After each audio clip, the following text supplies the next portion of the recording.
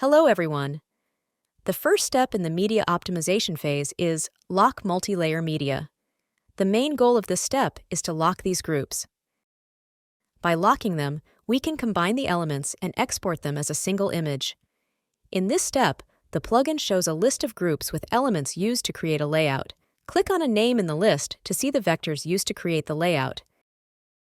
To export the entire layout as an image, just lock the frame by clicking the Fix button.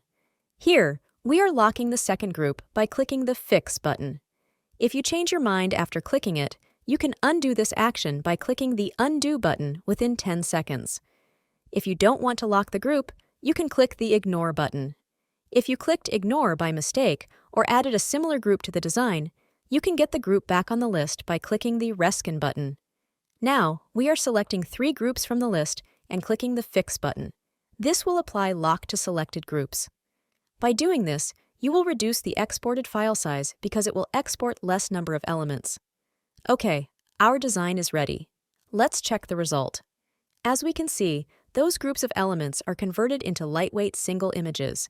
We can check it back inside as Edit with Elementor. In the same way, you can lock the frames that have multiple images in the background.